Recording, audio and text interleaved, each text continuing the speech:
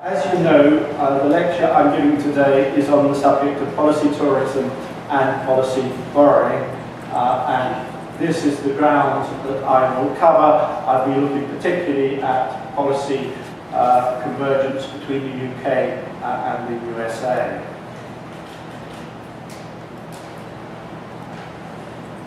Now this, as Amy has hinted, is one of my last acts before I stand down as Director of the Institute of Education.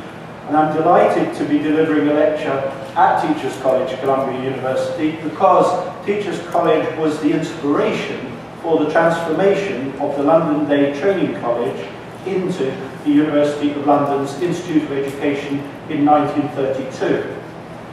At about the same time, the Carnegie Corporation of New York and later the Carnegie Trust gave grants to both institutions to support the development of teacher education around the world. As Amy said, even today our two institutions probably have more in common with each other than with any other institutions in the world. We also collaborated from 1953 to 1974 in the production of the World Yearbook of Education, which was, and I quote, a worldwide forum in which major governmental educational policies designed to resolve particular problems could be analysed by scholars and education policymakers. And by coincidence, Gita Steiner-Kamsi, a member of your faculty at TC who recently visited the Institute, asked me if she could publish a version of today's lecture in the 2012 World Yearbook. And certainly this lecture is on a topic which is highly consistent with that prospectus for the earlier yearbook in which we collaborated. Now, in one of his last actions before his death in 1995, Ernest L. Boyer, then president of the Carnegie Foundation for the Advancement of Teaching, wrote a foreword for a Carnegie Foundation special report by Catherine Stearns of the Washington Post entitled School Reform, Lessons from England. In that foreword, Boyer quoted Horace Mann, whose own travels to Europe in the 1840s are a very early example of policy tourism, as advocating policy borrowing in the following terms. I do not hesitate to say that there are many things abroad which we at home should do well to imitate, things some of which are here as yet mere matters of speculation and theory, but which there have long been in operation and are now producing a harvest of rich and abundant blessings. Following in that tradition, Boyer himself concluded on the basis of Stearns' report that there may indeed be some aspects of British reforms, especially with regard to school choice and school autonomy, that may be worthy of adaptation, if not downright imitation, in the United States. In the field of school governance in particular, he said, England might just be the place to turn to learn some important lessons. In fact, this was not the first instance of US policy tourists alighting on UK school governance reforms as a possible model to emulate at home.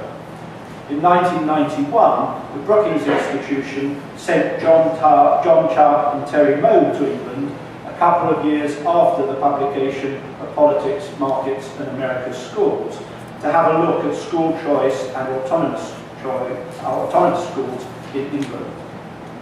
Their report, entitled A Lesson in School Reform from Great Britain, concluded, in fundamental aspects, Britain is not unique. What is happening there is happening in the United States. The only real difference is that Britain, owing to its parliamentary form of government, has been able to move farther and faster towards a radical overhaul of its educational system and is far more likely to succeed. We can only hope it does, and that America can someday follow in Britain's footsteps.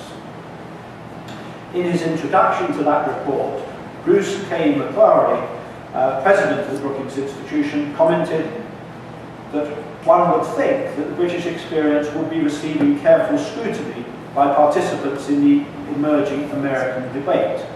So so far it has not. However, coming just after the publication of Stearns, Bourke and Boyer's advice, the Education Summit of US State Governors in 1996 did draw upon the English reforms, and in particular, the expansion of charter schools and the move to give them increased autonomy in some states was influenced by the English experience of grant-maintained schools, which had been allowed by the Thatcher government to opt out of local authority and school district control. Up to that time, there were only 300 charter schools in the US, and they generally had significantly less autonomy than even mainstream schools in England. But from that point on, they gained wider support, received presidential encouragement, and took on forms that, as we shall see, now make, at least some of them, a model for those in England calling for still greater freedom for schools and for greater involvement of for-profit companies in running them. In the 1990s, the defence of states' rights meant that some of the other English experiments, such as the national curriculum and the national system of assessment, were less likely to be attractive in the US context, though the developing language of standards and high-stakes testing already showed some similarities with the English approach. Indeed, Governor Roma actually made reference to the English experience at the National Goals panel in connection with America 2000 and Goals 2000, and then subsequently No Child Left Behind and the Obama administration's Blueprint for Reform have brought the US approach closer to the English one in these respects as well. Even in the 1990s, there was some traffic in the opposite direction.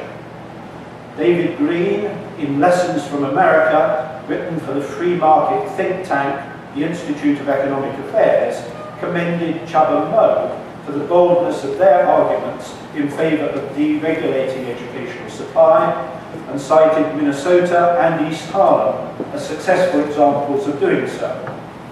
From a different point on the political spectrum, David Miliband, then a rising star in what was soon to become New Labour, identified the management of school places in Cambridge, Massachusetts, as a demonstration of the power of controlled parental choice. In 1990, Her Majesty's Inspectorate of Schools had come to look at teaching and learning in New York City schools, and shortly afterwards visited New Jersey to look at alternative routes to teacher training. Then, early in this century, Teach for America became the inspiration for London's Teach First.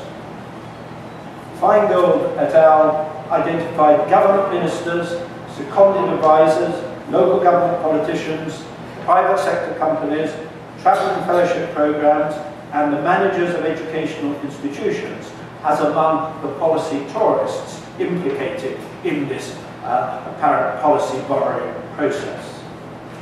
There was even some academic interest in the process of transatlantic borrowing at that time, with the Brookings Institution and the University of Warwick mounting a conference to explore the subject, which in turn led to a collection of papers entitled Something Borrowed, Something Learned, the Transatlantic Market in Education and Training Reform, being published on both sides of the pond.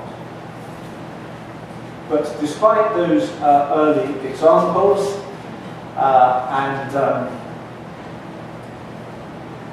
don't know, Rhoda, whether you arrived when I was mentioning Teach First or just afterwards, but we've just been joined by one of the leading transatlantic policy tourists.